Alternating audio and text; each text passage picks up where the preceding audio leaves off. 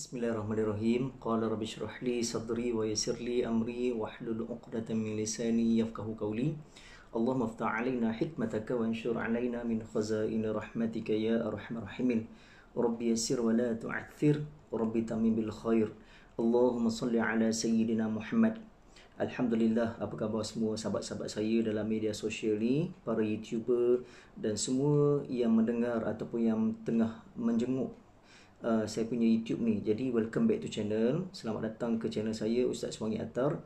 Jadi hari ni saya nak bagi beberapa tips, iaitu macam mana kita nak didik anak dan anak tu nak menjadi anak yang soleh dan juga solehah. Jadi insya-Allah hari ni saya dakwah secara santai dan saya bagi tips secara santai.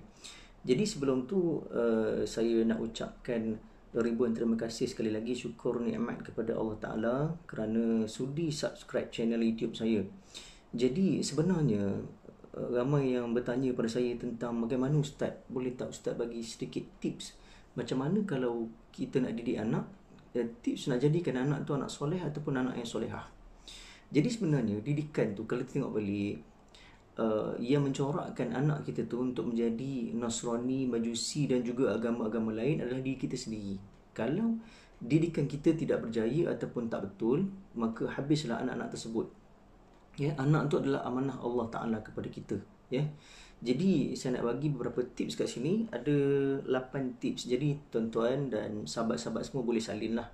8 tips ni memang saya pernah amalkan dan saya selalu buat sampai sekarang. Jadi 8 tips ni sangat penting sebenarnya. Okey. Saya nak memetik satu hadis daripada Sahih Bukhari ketika bila mana Al-Aqra' bin Habis At-Tamim, ketika dia duduk sebelah Rasulullah, dan pada ketika itu Rasulullah tengah mencium Al-Hasan dan Husin. Pada ketika itu dia tengah mencium cucunda dia. Dicium. Lalu pada ketika itu Al-Aqra' bin Habis At-Tamim ni beritahu kepada Rasulullah, wahai Rasulullah, aku mempunyai 10 anak dan seorang isteri. Aku tidak pernah mencium dia. Bagaimana Rasulullah? Lalu pada ketika itu Rasulullah pandang dia. Rasulullah terus paling pandang belah kiri pula. Maksudnya lepas tu Rasulullah pandang balik pada dia. Rasulullah kata benda, sesungguhnya bila kamu tidak mengasihi, kamu tidak akan dicintai. Jadi sebenarnya kita ni kena luahkan rasa sayang kita kepada anak-anak kita. Cium dia, peluk dia. Sunnah Nabi nak peluk anak ni, pegang ubun-ubun dia, lepas tu cium dahi dia, peluk, cium pipi dia sebelum dia pergi sekolah ataupun dia bangun daripada tidur ataupun kita gerak dari tidur, peluk dia. Itu sebenarnya cara nak gerak anak tadi. Okey. Yang pertama sekali, betul nak didik anak ni untuk menjadikan anak kita anak yang soleh dan juga solehah ni cabaran sangat besar sebenarnya. Lebih-lebih lagi anak perempuan. Anak lelaki pun cabaran dia sangat besar. Anak perempuan lagi besar cabaran dia. Okey. Yang pertama sekali, kita didik anak tadi, yang pertama iaitu mentauhidkan Allah Ta'ala. Allah, Ustaz, anak saya ni kecil lagi Ustaz, baru beberapa bulan. Macam mana dia nak tahu mentauhidkan Allah Ta'ala? Betul dia senang saja. Betul dia, cara nak tauhidkan dia kepada Allah Ta'ala, yang pertama sekali kita banyak baca iaitu nama-nama Allah Ta'ala, Asma'ul Husna, Yas'aluka ya man, sampai habis nama-nama Allah tadi. Waktu ketika dia tidur, kita buai sebut nama tu, sebut nama Allah Ta'ala tu, ataupun sifat 20 sebut. Itu cara nak mentauhidkan Allah Ta'ala. Sebenarnya secara tidak langsung, waktu dia lahir tu dah, kita dah mentauhidkan dia sebenarnya. Kita bagi dia dengar perkataan azan tadi, kalimah yang paling mulia tadi. Azan sunnah Nabi ni, azan, bila mana azan ni maksudnya kita azan tadi, iaitu azan di telinga kanan dan qomat di telinga kiri. Yang lelaki dan perempuan pun sama juga. Itu sunnah Nabi. Dan seterusnya pula, bila anak tu lahir, bila kita dah cukur jambul dia, ambil rambut tadi, timbang dekat kedai emas berapa gram, dan sedekahkan duit kepada anak-anak yatim atas gram ataupun bilangan, iaitu timbangan kuantiti rambut anak tadi. Sedekah pada anak yatim. Kita niatkan sedekah pada anak yatim. Itu sunnah Nabi. Okey. Ajar anak untuk mentauhidkan Allah Ta'ala. Sebenarnya didikan ni sebelum anak lahir lagi dah, dalam perut lagi dah sebenarnya. Kalau tengok balik dalam kajian sains menyatakan orang Yahudi ni, dia nak didik anak dia dengan cara yang agak kasar. Maksudnya dia nak anak dia ni benci kepada Islam, dia akan bergaduh suami isteri. Tapi yang sepeliknya, kita ni lebih suka ikut pada barat. Bila isteri mengandung saja, kita akan letak muzik dekat perut ni. Itu salah sebenarnya. Yang penting kita kena letak bacaan-bacaan Al-Quran. Banyak kan baca surah Maryam, surah Yusuf, surah Muhammad, surah Yasin, surah-surah yang memberi kelembutan kepada anak tadi, surah Toha dan sebagainya. Okey, itu yang pertama, tauhid. Ajar anak tadi untuk mentauhidkan Allah Ta'ala. Bila dia besar pun nanti kita kena cerita Allah Ta'ala tu begitu, Allah Ta'ala begini. Tapi jangan sampai kita cerita benda yang lebih berat kepada dia, sebab otak dia tidak boleh menerima lagi. Sebab dia akan faham, oh Allah tu ada, Allah tu wujud. Itu pertama, iaitu ajar anak untuk mentauhidkan Allah Ta'ala. Dan yang kedua, ajar anak untuk cinta kepada Rasulullah. Sebelum dia tidur, ceritakan pada dia itu sirah Nabi. Ni kadang-kadang kita lebih suka cerita pasal fiction science kepada dia, cerita pasal Ultraman, cerita pasal Batman, cerita pasal Spiderman sebelum dia tidur. Kita ubah balik, iaitu cerita tentang bab sunnah Nabi ataupun cerita tentang bab sirah Nabi. Nabi ni ada berapa anak, nama Nabi ni siapa sebenarnya, dan Nabi ni berasal daripada mana, siapakah itu Rasulullah. Kenalkan anak tadi iaitu siapa Rasulullah. Barulah bila esok dia besar esok, oh Rasulullah begitu, cerita kepada dia sifat Rasulullah macam mana. Rasulullah bersama dengan anak dia, Rasulullah bersama dengan isteri dia, Rasulullah bersama dengan kawan-kawan dia. Jadi ceritakan kepada anak-anak iaitu bagaimana kehidupan Rasulullah. Jadi anak-anak tu akan rasa macam Allah lembut hati. Itu cara untuk melembutkan hati anak-anak sebenarnya. Banyak kan baca sirah Nabi dan juga banyak bacakan dia iaitu hadis Nabi. Banyak baca hadis Nabi pada dia. Jadi itu cara nak didik anak. Okey. Yang ketiga pula, waktu tidur ni banyakkan suruh dia baca surah-surah yang pendek lah, macam 3 kul, 4 kul. Nanti bila dia besar esok, dia akan jadi terlatih.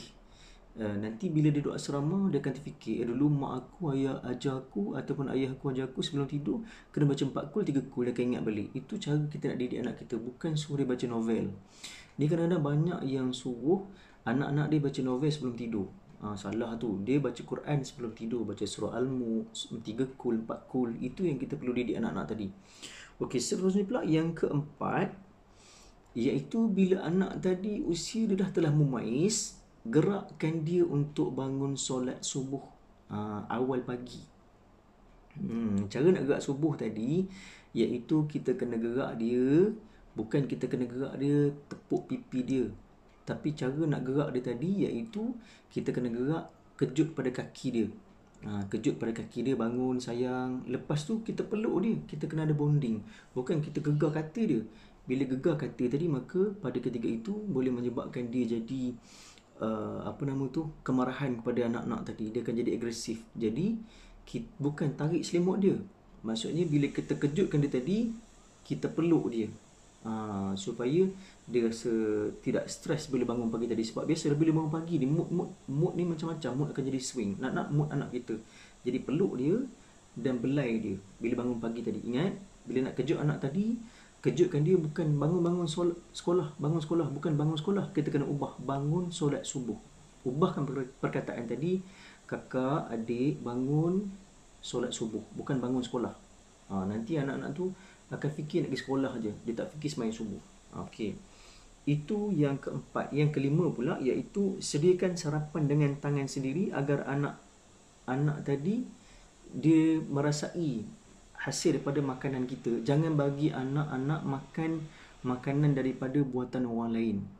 Lebih baik kita kita buat breakfast sendiri, roti canai sendiri. Bayangkanlah kalau kita makan roti canai, orang uli roti canai, air tangan yang tukang uli roti canai tadi anak kita makan. Jadi sebenarnya kita bagi air tangan anak kita hasil daripada orang yang buat makanan tadi, orang luar, maka anak tadi akan terdidik hati dia dengan cara tangan orang tadi. Kalau orang tadi fasik-fasiklah dia. Betul sebenarnya, ini kata ulama. Lebih baik kita buat sendiri breakfast tadi ataupun kita buat makanan sendiri untuk anak-anak kita breakfast. Dan juga ajar anak tadi adab makan macam mana. Sebab kadang-kadang saya tengok banyak anak-anak dia lebih suka makan tangan kiri berbanding dengan tangan kanan. Lepas tu ajar anak-anak untuk jangan jadi tamak pada makanan.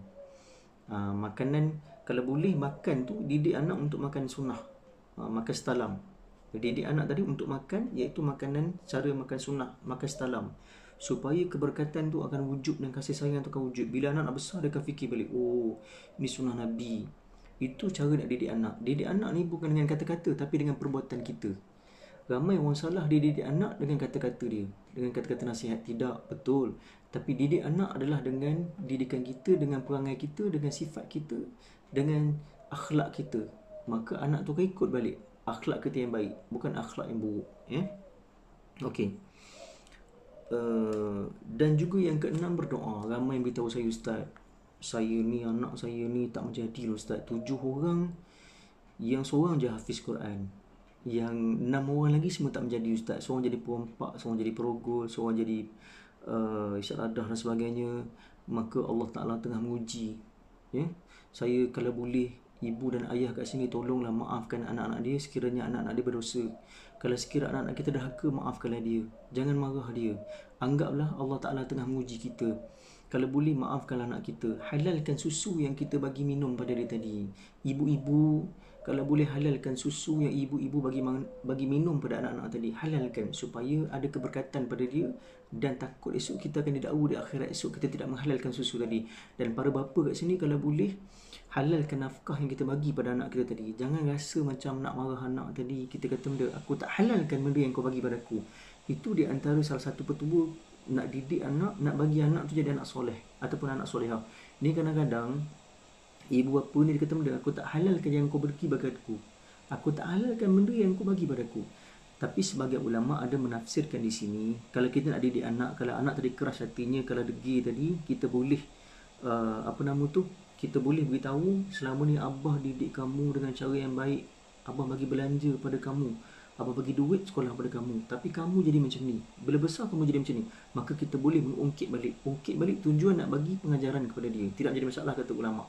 Tapi janganlah bila anak tu baik, kita ungkit. Engkau ni aku bagi makanan pada engkau, aku bagi minuman pada engkau, aku belanja ke sekolah dulu, aku bagi engkau duduk asrama. Tidak boleh begitu. Maka dia akan jatuh pada dosa besar pula. Okey. Berdoa banyak-banyak. Ya Allah, jadikanlah anakku anak yang soleh ataupun solehah. Jangan doa yang buruk-buruk untuk anak-anak. Kalau boleh, doakan dia. Sebab anak-anak ni perlukan kita.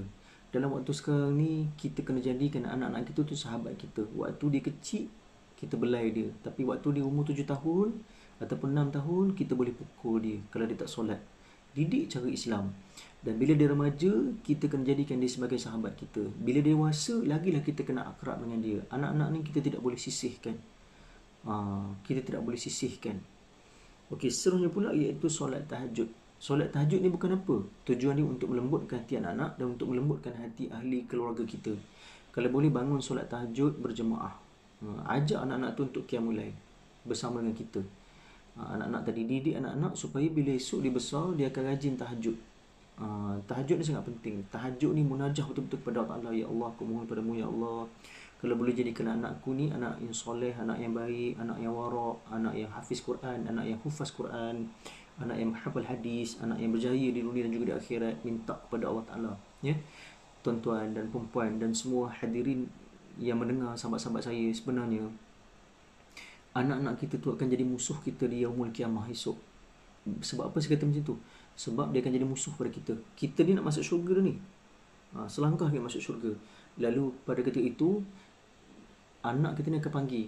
Dia tak akan panggil abah dah. Dia tak panggil papa dah. Dia tak akan panggil daddy dah. Dia akan panggil, wahai Allah, si celaka dulu. Dia kata, si celaka dia dulu. Dia tak pernah didik aku untuk sembahyang subuh. Tak pernah didik aku untuk mengenal Nabi.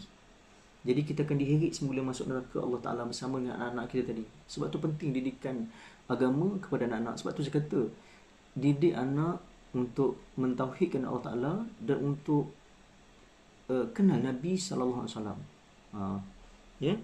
Okey, dan juga yang ke-8 yang terakhir, jangan bagi makanan yang syubhah. Makanan syubhah ni banyak. Macam contoh jajan.